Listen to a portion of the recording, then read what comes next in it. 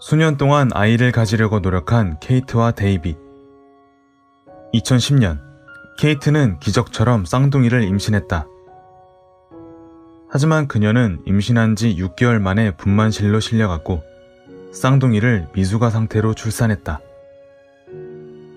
두 아이 중 둘째, 에밀리는 건강했지만 문제는 먼저 태어난 제이미의 상태였다. 출산 후 몇 분이 지나도록 호흡을 거의 하지 못했기 때문이다. 의사들은 20분이 넘도록 아기의 심장 박동수를 높이려 노력했지만 아무 소용이 없었고 결국 부부는 아기가 사망했다는 통보를 받았다. 간호사는 서서히 식어가는 아기의 몸을 엄마의 가슴에 놓아주고는 마지막 인사를 하게 했다.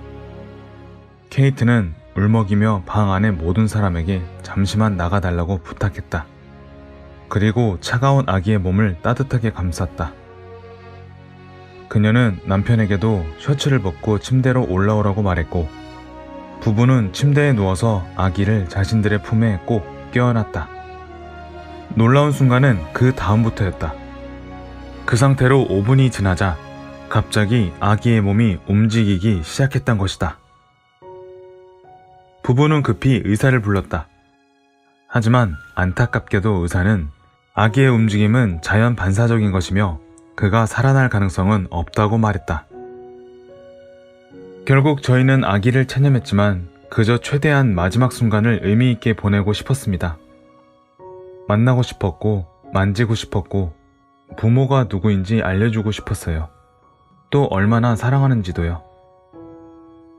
작별 인사를 하기 아쉬웠던 부부는 계속 아기를 껴안은 채 그의 이름을 설명해주며 자신들이 그를 임신하기 위해 얼마나 애썼는지 알려주었고 부모의 품 안에서 편안히 떠날 수 있도록 더욱 꼭 껴안아 주었다. 그렇게 한두 시간이 지날 즈음 두 번째 기적이 일어났다. 제이미가 눈을 뜬 것이었다. 저희는 아기가 세상을 떠나기 전 그 두 눈을 바라볼 수 있다는 것이 그저 축복이라고만 생각했지요. 그런데 시간이 지나도 아기의 눈은 계속 떠져 있었고 서서히 작은 손을 뻗어 데이빗의 손가락을 잡기 시작했다. 두 부모는 너무 놀라 입을 다물 수 없었다. 생명이 다시 태어나는 기적 같은 순간이었기 때문이다. 어떻게 이런 일이 가능했을까? 호주 사람들이 캥거루 케어라고 부르는 것이 있다.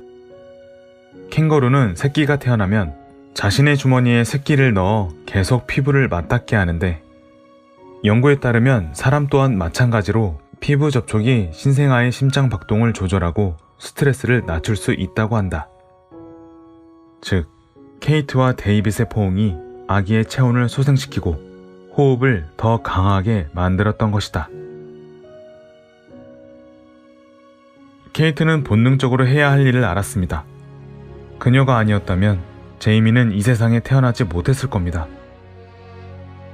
심각한 산소 부족을 겪은 제이미는 살아난다고 해도 뇌성마비가 우려되는 상황이었지만 정말 다행스럽게도 아무 문제 없이 건강하게 자랄 수 있었고 지금은 5살이 되었다.